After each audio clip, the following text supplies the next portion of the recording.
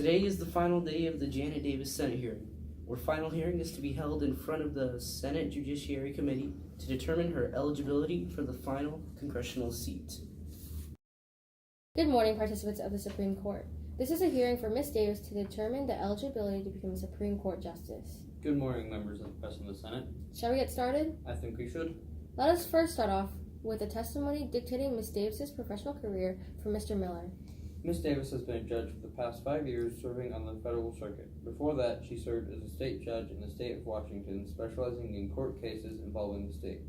Previously, she started her long and just career as a judge in family and local civil courtrooms, serving her community to the best of her potential, bringing light to cases like this one. Thank you for your testimony, Mr. Miller. We shall now move into a phase of questioning if there are no objections. No objections, ma'am. What is the nature of your relationship with Ms. Davis? I was previously employed by Ms. Davis as an assistant when she was a state judge for the state of Washington. Currently, I'm in my first year as a federal circuit judge and occasionally run into Ms. Davis.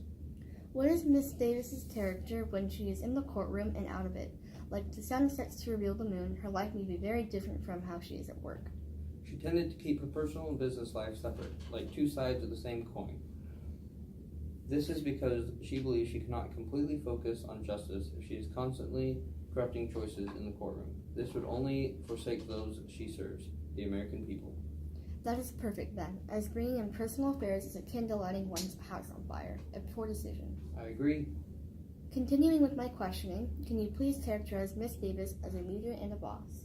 As a boss, she is a compassionate person who cared for those she served. She was very professional.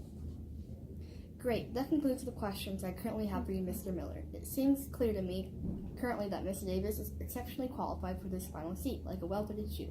However, we will see. I would like to now begin my questioning of you, Mr. Miller, if you don't mind lending me your ear. Not at all. As an intern working under Ms. Davis for a period of time, can you please identify the sort of tasks that she had you carry out? I was not an intern, I was an assistant to Ms. Davis. That does not change my question. As an assistant, I helped transcribing court correspondence and dealing with documents, this among other tasks. When you say dealing with documents, did you mean that Ms. Davis had you involved with active court Nothing documents? of that sort. I'm afraid you've been mistaken. You are a room and I will enlighten you. I simply archived and filed documents, managing court hearings, motions, and trials.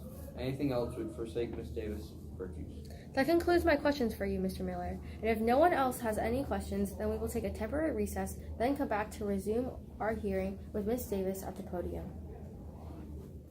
That came the first act of this hearing. Her past interns clearly expresses how qualified she is to be the final Supreme Court Justice. It seems if she continues to play her cards right, she will be guaranteed the final seat at the Supreme Court. It seems as though she is a shining light among all in the hearing, the center of attention. After a very pleasant and well thought out testimony by your former intern, we will now move to you, Ms. Davis, to continue this hearing. That is great. I look forward to your input. Is there any formal testimony you would like to give? Actually, yes, I would love to give a quick statement about me as a person and how I have grown as a person. Continue. As a child, I have always thought about being on the Supreme Court. However, as I got into law school, that dream began to fade like a speck on a wall. After law school, I became a clerk at the local courthouse and eventually became the head judge. I always trusted my conscience above all, and I took that into my cases, leveling and looking at all the evidence given to me, compiling and sorting the evidence and vision like a computer computing a verdict. My pivot point was my first case, a custody case where I had to make the hardest decision of my career. However, after seeing the happy child a year later, I knew I could really help people. Thank you, Mrs. Davis, for that testimony. Now we will begin questions. I would like to request to be the first to pose an inquiry for Ms. Davis. Okay, please continue. How would you describe your process of coming to a decision, as decision making is one of the most important tools of Supreme Court justice? Like a sword to a warrior, decisions are your tools to make a change. It is actually quite simple. I look at the evidence and information and I formulate my verdict. What if the evidence isn't quite so clear cut? If it isn't, then you haven't looked close enough. That is the principle I have always used to formulate my choices, because I trust in my ability to make the right decisions for my cases. The fact remains that evidence is heavily dependent on correlation and identifying causations. The aspects are up to interpretations, and interpretations that is like muddy water, unclear. I'm like many judges when asked this question. I must trust my conscience above all because as a judge I have the liberty to be able to see everything and the duty to be just. And when the evidence is so clear, as you have said, I must follow my conscience. According to your records, you have never thrown out a case. Means that you have always seen a clear verdict. Well, yes, because I always think through all the evidence and identify a clear and just verdict, like plugging in the variable to a calculator in math class. This is a trend that is common with all your cases, meaning that they always turn out to be really good. Yes, this is a common trend among all my cases, because I trust in my ability to find a fair and right decision. I don't make a wrong decision because I always pick the best solution. That impresses me, the fact that you have that much confidence in your ability to make a decision. And with that, it concludes my questioning of Ms. Davis.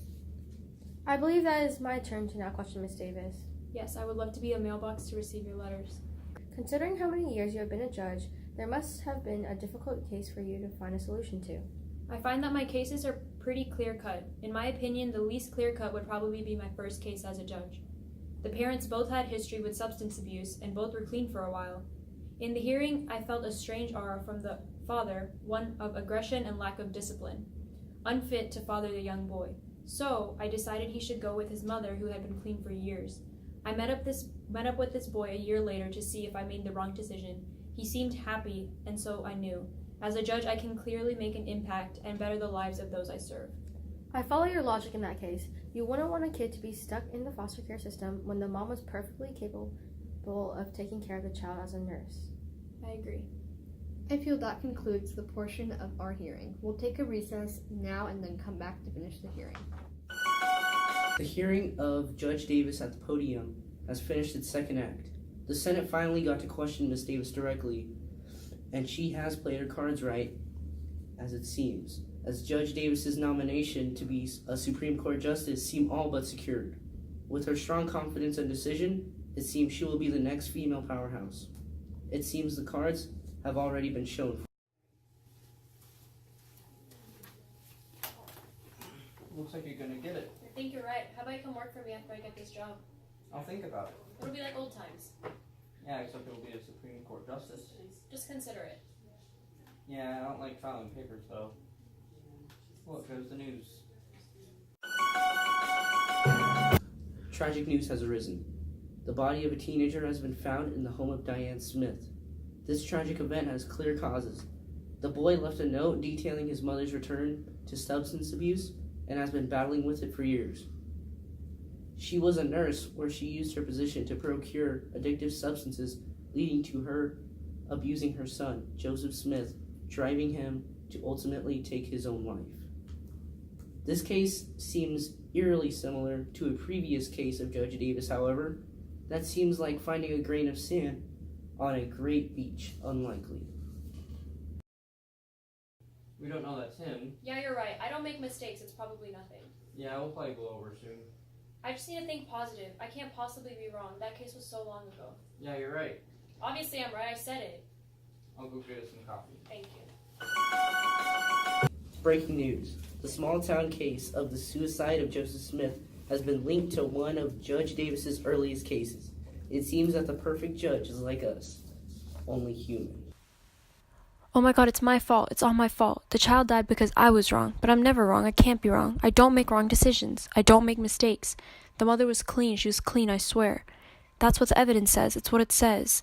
The father had an alcohol problem, so he wasn't the answer. I don't understand. The mother was the right choice. A boy needs his mother. It doesn't make sense that I made a decision that drove someone to kill himself. The evidence shows that the mother was the best choice. The father was a demon. I know it.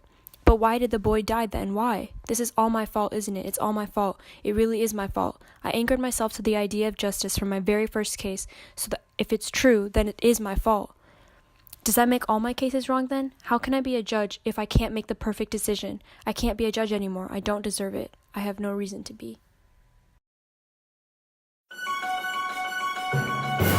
Breaking news. One casualty has been found today in the Senate building. The body of Judge Davis has been found, apparent suicide, whose motives are unclear. However, it is suspected that the prestigious judge killed herself after her virtues and beliefs got shattered. She said the custody of Joseph Smith is what anchored her to judge because it showed she could make the decisions and help others. When this was discovered to be untrue, witnesses said she had a breakdown. When the foundations of a building crack, the building crumbles. Judge Davis was only human, but she to herself had to be perfect. This result left a body.